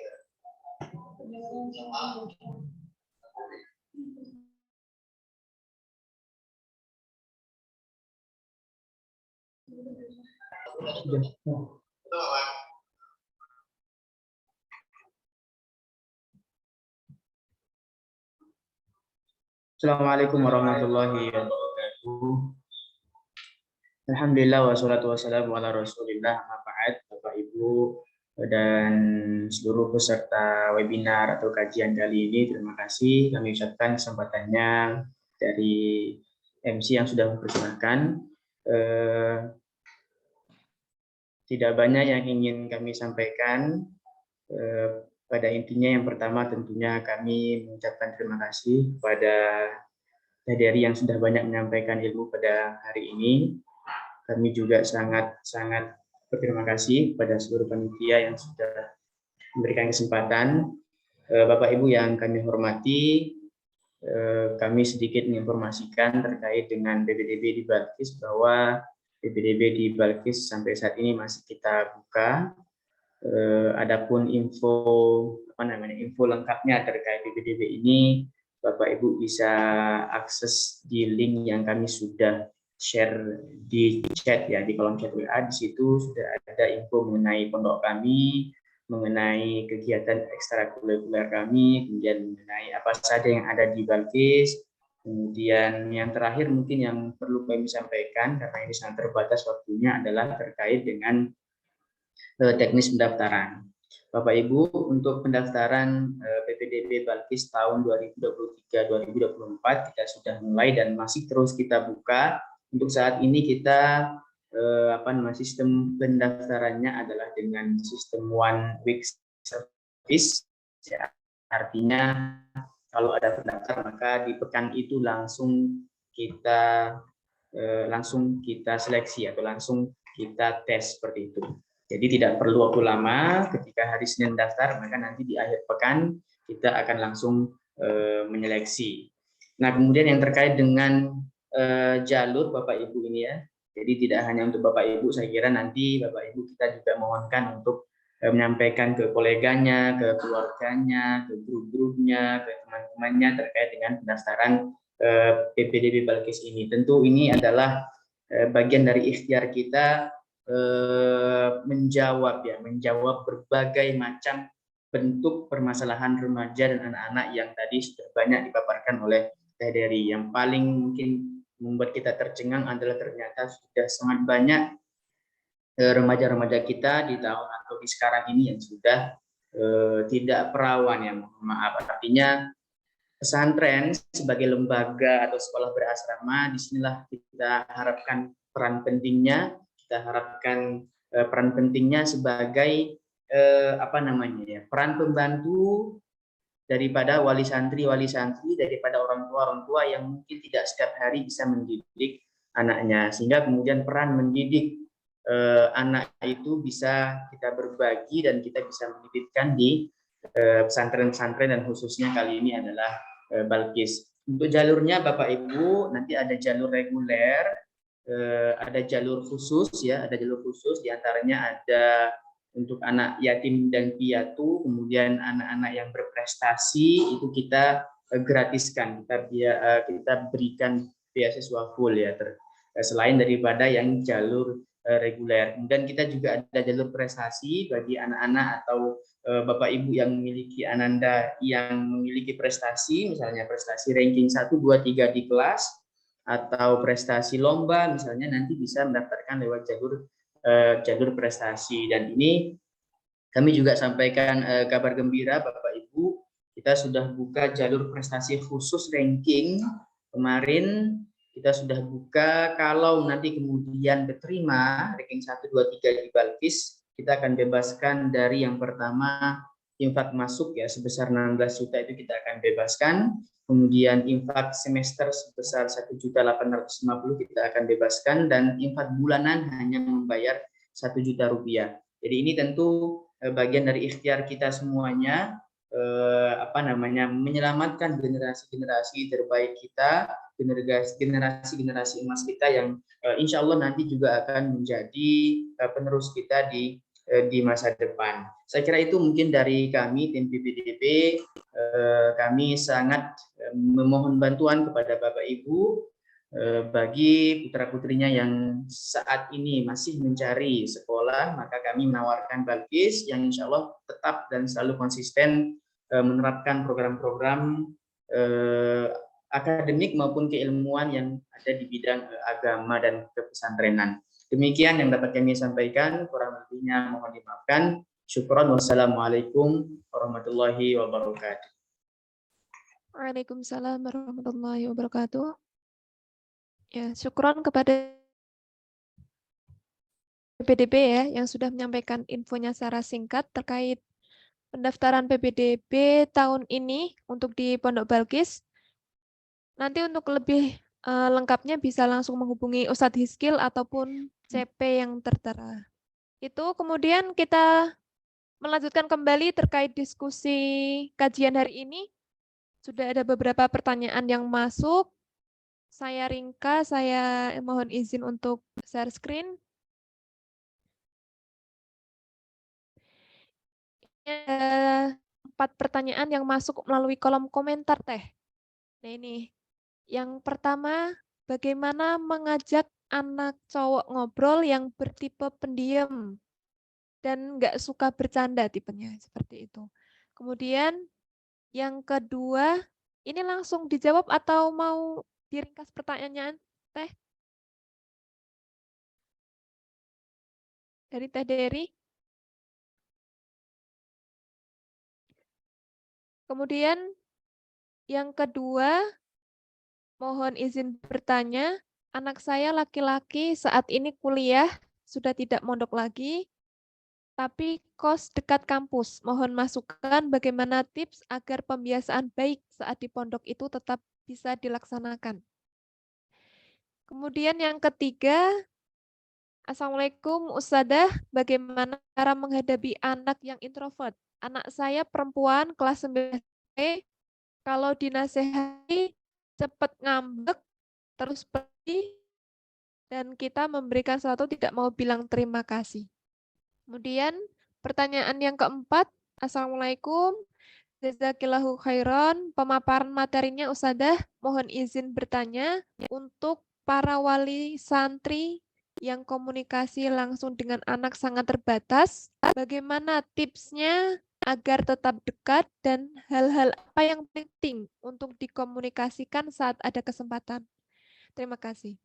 Mungkin itu ada sekitar 4 pertanyaan yang masuk ke kolom komentar. Oke, baik Us. Untuk Maaf, pertanyaannya. barusan saya kelempar sebentar. Aman ini ya suara? Ini ada sekitar 4 pertanyaan Teh yang Ya, sudah siap. masuk. Suara Sudah saya saya aman? tampilkan. Suara saya aman? Aman. Aman Teh Dery. Oke, ya barusan kelempar soalnya. Oh Oke. iya Teh. Baik. Ngajak anak cowok ngobrol yang bertipe pendiam dan nggak suka bercanda ya. Jangan diajak bercanda ya, Bun. Ya udah, serius aja. Di balik diamnya itu dan nggak mau bercandanya itu, pasti dia lagi berpikir tentang sesuatu. Ya, Bunda harus terbiasa dengan gaya dia yang mungkin Bunda penuh dengan humoris. Maksudnya ngadepin tuh ya kalem aja sih ngadepin hidup tuh gitu ya. Sementara anak Bunda yang dia suka apa yang dia kayaknya wah serius banget ngadepin hidup gitu ya. Udah, Bunda berperan sebagai Bunda yang sama seperti dia atau ayah yang sama seperti dia, jangan bercanda sama dia dan ngomongnya serius. Jadi kita itu, saya punya anak 3, ya kami ya, saya dan suami saya ini kalau ada Kang Yasid lebih enak ya, bisa tiktokan gitu. Kami punya anak tuh 3. Saya, baik saya maupun Kang Yasid, suami saya, itu akan menjadi orang tua yang berbeda, menjadi ayah yang berbeda untuk anak pertama, menjadi ayah yang berbeda untuk yang anak kedua, menjadi ayah yang berbeda untuk anak ketiga. Untuk anak pertama lebih menjadi seorang coach, lebih menjadi seorang trainer, karena memang dia lebih banyak ngomong, lebih banyak bicara, kita tinggal ngarahin gitu. Dan kadang ceroboh juga pasti kan, dia ceroboh, ya kita tinggal ngasih tahu aja ceroboh, ini jangan dilakukan lagi gitu. Tapi kalau anak yang kedua beda, nggak bisa kayak gitu. Dia tipikalnya yang saklek, dia tipikalnya yang gengsinya tinggi, anak kedua padahal perempuan, yang dia itu jaim banget, nggak mau diumbar aibnya di depan adik dan kakaknya begitu ya udah. Dan kita tahu dia juga punya banyak kesalahan, ya udah kita keep hanya untuk kita saja, tapi bicara sama anak kita ketika tidak ada kakak dan adiknya dong. Bicara sama anak kedua ketika tidak ada kakak dan adiknya dengan cara dan gaya yang dia suka. Dengan anak ketiga, suami saya harus menemani dia mancing, menemani dia bongkar-bongkar barang-barang karena sukanya bongkar mainan, bongkar mobil-mobilan, bahkan sekarang kan dia di kelas levelnya adalah naik kelas 3 ya, SMP, tapi berhubung dia digontor jadi level 3. Itu sudah berani ngebenerin mobil gitu ya. Mobil tuh dikasih lampu atau apa, mobil beneran lah maksudnya. Ketika kecil, ketika dia fase SD, ya suami saya sebagai mentor gitu loh. Cuman ngeliatin, nemenin mancing dan jadi mentor. Oh ya, ngeliatin, memastikan bahwa dia itu benar ya nyambungin kabelnya dan ngajarin cara nyambungin kabel yang benar seperti apa, kan seperti itu ya. Coba kalau peran ini tidak tepat penempatannya, sekalipun ini anak kita sendiri, apalagi saya gitu ya, dari rahim kita, kok mereka juga ya udah sama aja lah cara ngelatihnya, cara menghadapinya, nggak bisa gitu ternyata. Tetap kita akan harus menjadi peran yang berbeda untuk ketiga anak kita, untuk putra putri panjenengan semua. Coba pahami, kalau anaknya yang pertama ini anak cowok, ngobrol, tipenya pendiam, nggak suka canda, ya udah, nggak usah diajak bercanda, nggak usah terlalu ditanya-tanyain, kita lihat dari tingkah laku dia, kita pantik dengan satu pertanyaan atau statement yang tidak boleh lebih dari 15 kata. Bagaimana menurutmu, bagaimana pendapatmu tentang dunia? Ya, jangan tanya kayak gitu. Tinggal ditanya aja, Kak, kamu setuju nggak dengan LGBT? Setuju, paling dia jawabannya gitu, atau nggak setuju gitu kan? Ya nggak sih? Jadi pertanyaan tertutup, ya sudah, nggak apa-apa. Dan kita boleh harus menerima dulu ya. Mungkin kita menginginkan bahwa anak cowok kita itu banyak ngomong, banyak bercandanya, nah itu yang maunya kita dihapus dulu. Yang penting kita menerima dia, memahami dia, ridho dengan kondisi dia yang pendiam dan suka bercanda. Kalau sudah ridho, biarkan Allah yang mengkonekkan hati. Sehingga nggak suuzon pada anak kita yang kayak gitu. Ya santai aja, netral aja emosinya, nggak ada emosi negatif. Ya Bun, jadi santai aja ya Bun ya. Bunda harus cari bunda yang lain yang sedikit bicara, banyak melihat dia, tindakan dia ketika menghadapi anak yang seperti ini. Sama dengan nomor 3 juga. Nomor 3 kan begitu ya, anak saya introvert. Iya Kak, anaknya introvert. Bisa jadi introvert itu hanya untuk kita aja, sama teman-teman dia ekstrovert, dia bergembira. Kalau sudah kayak gini nih, kalau dinasehati cepet ngambek, ya siapa yang nggak ngambek? Kita juga kalau dinasehati sama suami cepet ngambek, ya nggak Bun? Sama kan?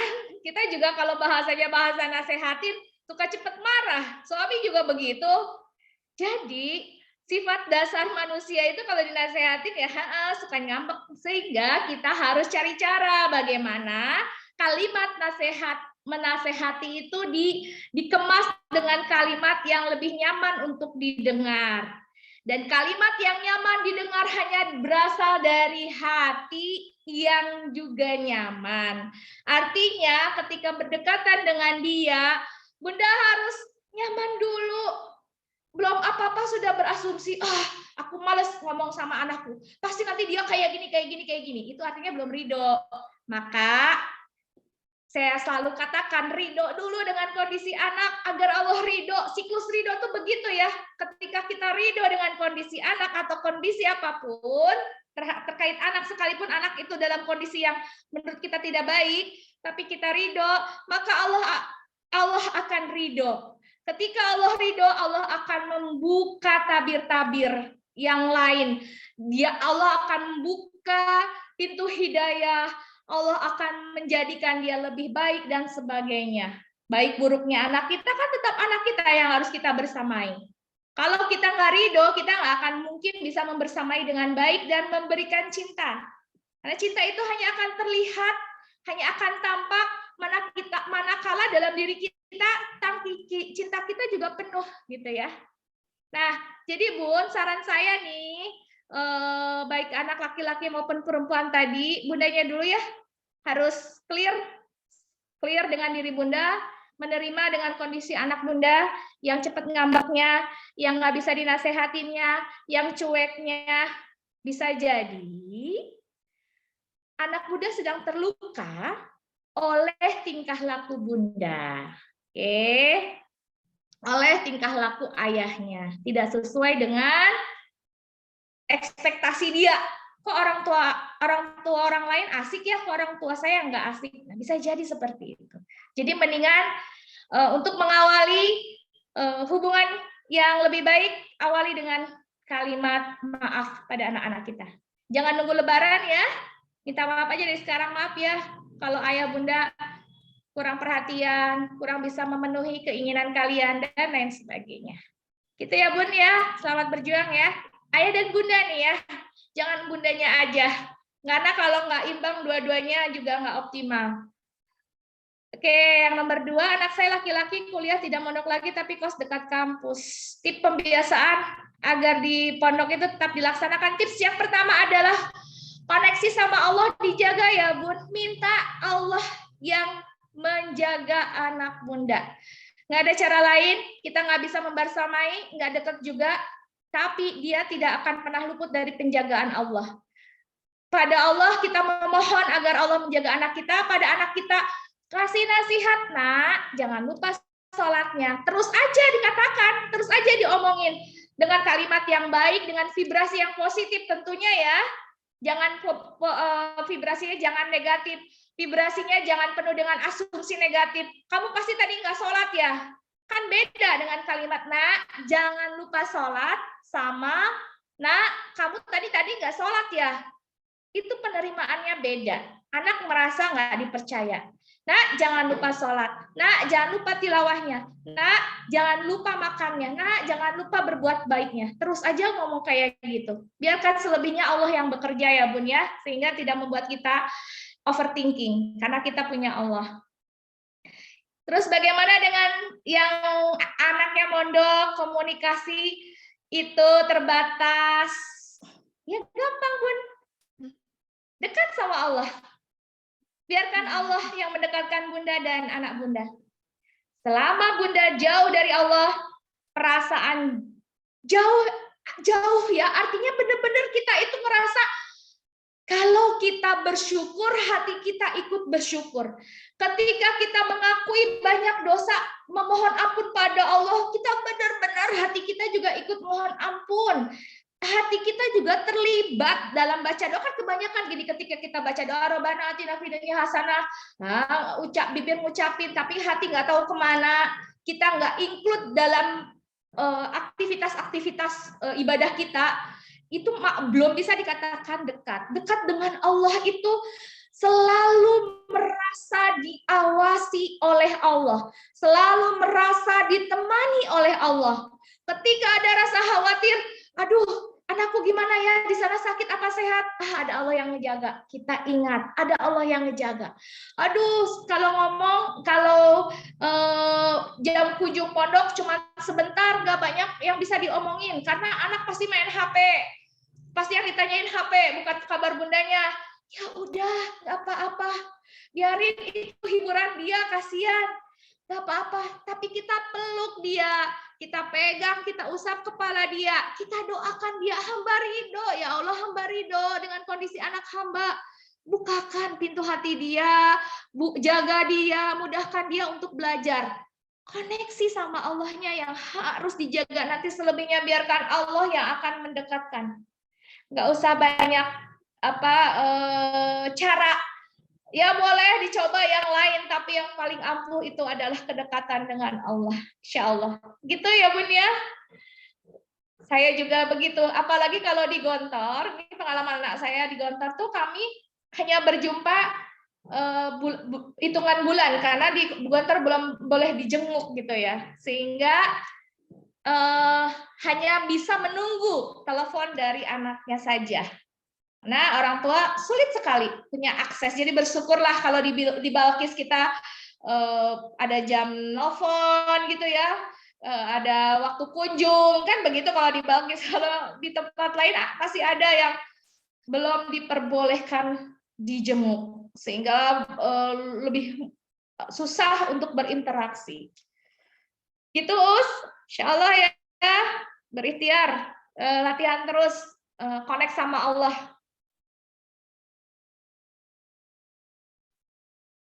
Begitu, Us. Teh Dery, Masya Allah, jawaban yang luar biasa ya, terkait bagaimana tips-tips untuk parentingnya gitu ya.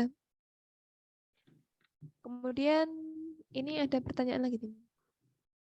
Oh, udah jawaban, terima kasih.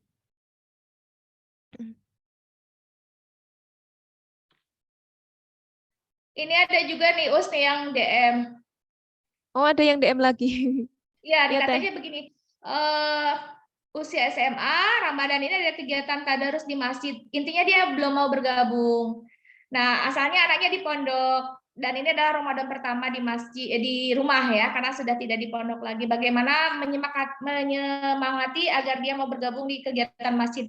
Butuh waktu ya, Bun, apalagi baru kenal, apalagi baru di rumah.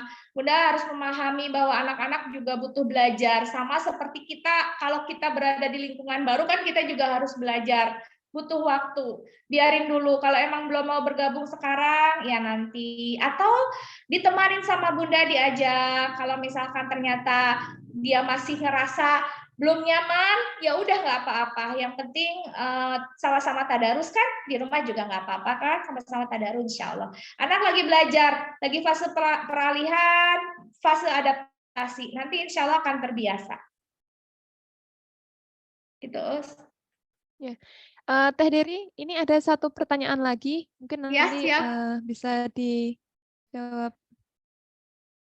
Sebentar, ini pertanyaannya cukup panjang. Oke. Sebentar, Teh Dery.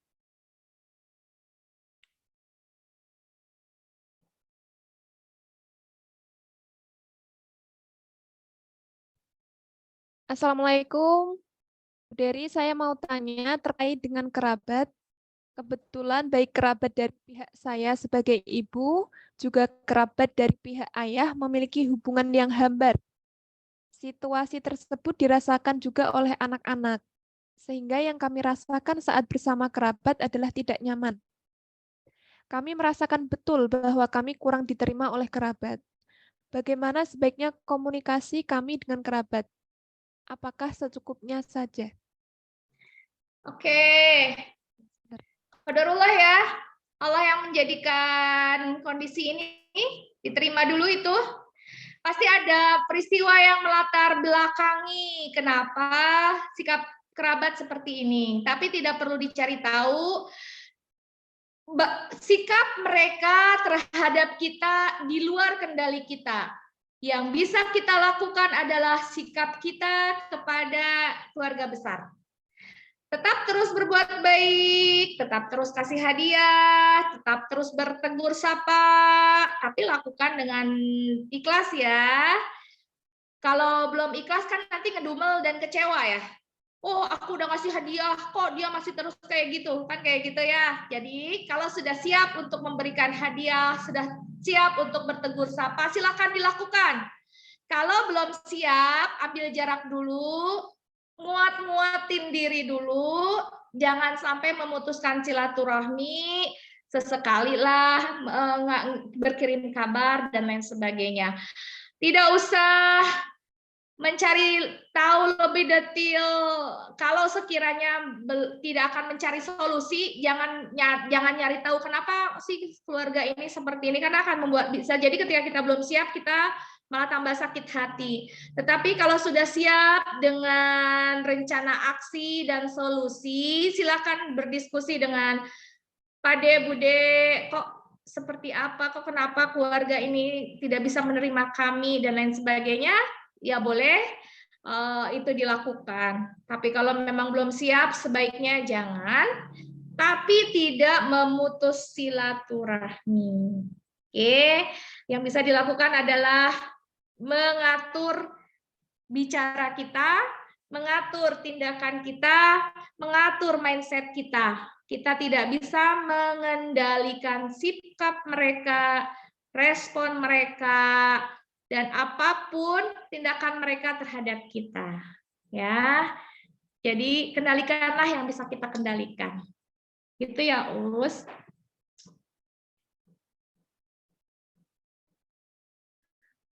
Baik, Teh Dery. Terima kasih banyak atas jawaban-jawabannya, atas ilmu barunya yang sudah dibagikan kepada kami ya, peserta kajian Ramadan untuk hari ini. Sepertinya ini sudah tidak ada pertanyaan. Semisal nanti ada pertanyaan, tadi sesuai pesan Teh Dery ya, nanti bisa menghubungi Teh Dery atau bisa menghubungi panitia dari kajian Las Balkis Peduli, seperti itu. Kemudian sedikit info terkait kajian sendiri, kajian Ramadan yang dilaksanakan dari Las Balkis Peduli ini masih akan ada 2 sesi lagi, yaitu tanggal 1 dan tanggal 8 April. Nanti silahkan terus diupdate untuk infonya. Dan di akhir nanti kajian akan diberikan e-sertifikat gitu bagi para peserta, terutama peserta-peserta yang mengikuti dari sesi pertama ini sampai nanti sesi terakhir di tanggal 8 April. Itu. Kemudian terkait materi hari ini, Masya Allah dari Teh Dery, terkait bagaimana kita bisa mengasuh anak, bagaimana komunikasi, dan bagaimana kita bisa memiliki visi misi keluarga Qur'ani gitu ya. Bagaimana kita bisa mengembangkan potensi, bisa mendampingi bagaimana anak-anak kita untuk meraih prestasi maupun membentuk anak-anak menjadi generasi-generasi berakhlak Qur'ani. Tadi saya sempat mencatat poin-poin gitu ya, yang sangat berkesan dari Teh Dery ini. Yang pertama terkait bagaimana kita memiliki pola asuh yang baik. Bagaimana di sini kita bisa menanamkan kebiasaan dan juga bagaimana kita bisa membentuk kenangan. Tentunya kenangan-kenangan indah gitu ya. Kemudian yang kedua, pada dasarnya parenting Islami itu menekankan bagaimana kita sebagai orang tua, sebagai guru, maupun sebagai kakak gitu ya, bisa memberikan hadiran yang utuh dan juga sadar penuh terhadap apapun itu yang dihadapi oleh anak kita. Di harapannya semoga setelah mendapatkan banyak sekali ilmu baru dari Teh Dery hari ini bisa kita terapkan dan tentunya melalui bulan Ramadan ini bisa menjadi batu loncatan gitu ya untuk membentuk keluarga-keluarga yang bervisi dan bermisi sesuai dengan apa yang disampaikan Teh Dery tadi. Mungkin itu ya terkait hari ini, terkait kajian Ramadan dengan tema kajian madrasah keluarga, kembangkan potensi, raih prestasi, dan berakhlak Qur'ani. Kami mengucapkan terima kasih banyak kepada pembicara maupun kepada peserta ya yang sudah mengikuti acara hari ini dan harapannya ke depan mengikuti agenda-agenda kajian Las Balkis Peduli seperti itu. Itu mungkin saya juga selaku MC apabila masih banyak kekurangan atau mungkin perkataan yang kurang berkenan, mohon maaf. Sekali lagi kami ucapkan terima kasih kepada Teh Dery selaku pembicara. Semoga lain kesempatan bisa bertemu kembali, bisa sharing lagi terkait ilmu-ilmu parentingnya. Sebelum itu dari Las Balkis Peduli memohon doa dan juga support kepada seluruh peserta maupun nanti infonya bisa disampaikan kepada keluarga, kepada sahabat apabila ingin mensupport kegiatan-kegiatan kemanusiaan maupun penyebaran dai Quran yang dilaksanakan oleh Balkis Peduli bisa melalui CP ataupun melalui rekening yang tertera di brosur Balkis Peduli seperti itu. Itu dari kami. Mohon maaf apabila masih banyak kekurangan dalam mengagendakan kajian hari ini. Mari kita tutup dengan membaca hamdalah bersama-sama wa kafaratul majelis. Alhamdulillahirabbil alamin. Subhanakallahumma bihamdika asyhadu an la ilaha illa anta astaghfiruka wa atubu ilaik. Dari saya MC saya cukupkan. Sampai bertemu kembali di kajian pekan depan tanggal 1 April insyaallah. Saya cukupkan akhirul kalam. Assalamualaikum warahmatullahi wabarakatuh.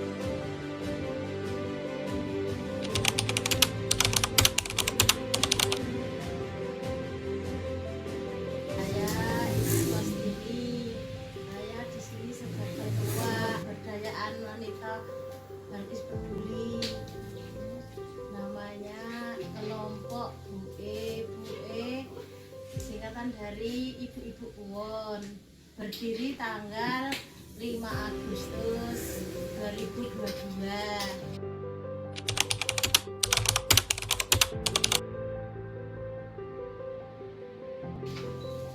Dan kegiatan setiap hari bikin snack buat anak-anak pondok Balkis.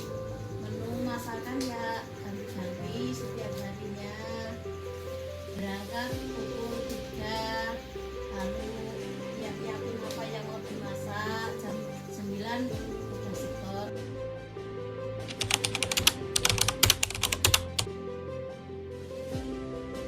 Kalau gajian ya tiap hari Jumat.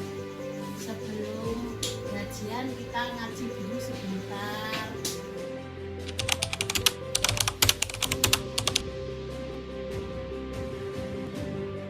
Buat bantu-bantu suami anak ini biaya sekolah, buat bantuin nyicil-nyicil kan bikin rumah pinjem bank ngangsur tiap bulan ya sedikit-sedikit.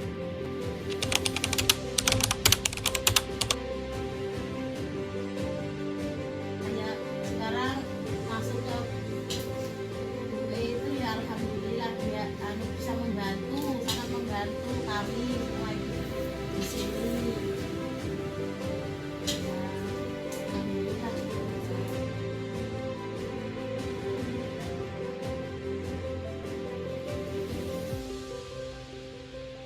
Terima kasih Bapak Guru. Hebat, kuat, semangat, mantap.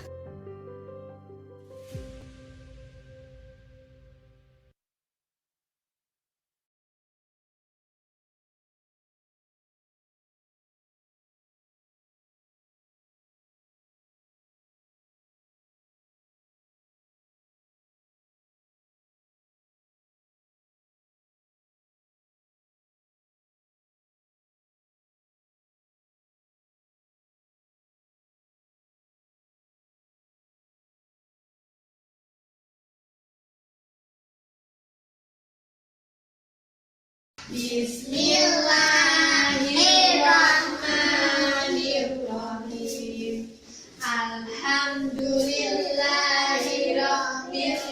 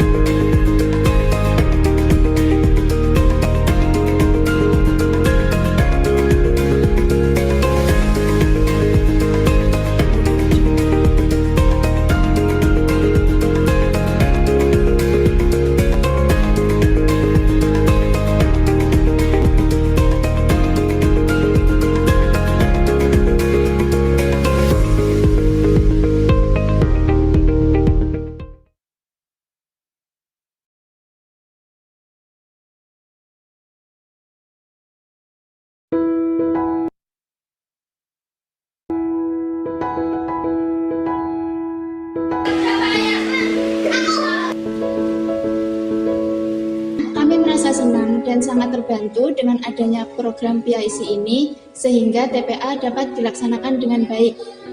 Harapannya semoga program PIC ini dapat diadakan lagi dan bisa berjalan dengan lebih baik. Kami juga sangat berterima kasih atas terselenggaranya program PIC ini. Selain itu kami juga ingin memohon maaf sebesar-besarnya apabila ada kesalahan atau ada perilaku yang kurang berkenan.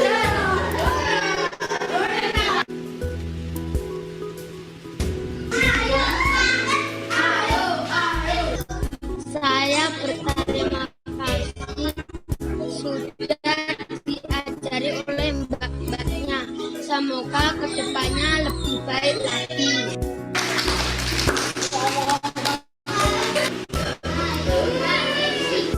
Assalamualaikum warahmatullahi wabarakatuh. Kita dari BIC kelompok 1 Civilizing World. Kesan dan pesannya selama kita mengajar di TPA ini adalah sangat luar biasa. Kita bertemu dengan berbagai macam karakter anak-anak. Kemudian harapan untuk kedepannya, semoga BIC yang selanjutnya bisa lebih baik dari kita. Terima kasih untuk semua pihak yang telah berpartisipasi dan ikut serta dalam TPA kita kali ini. Belkis Jogja.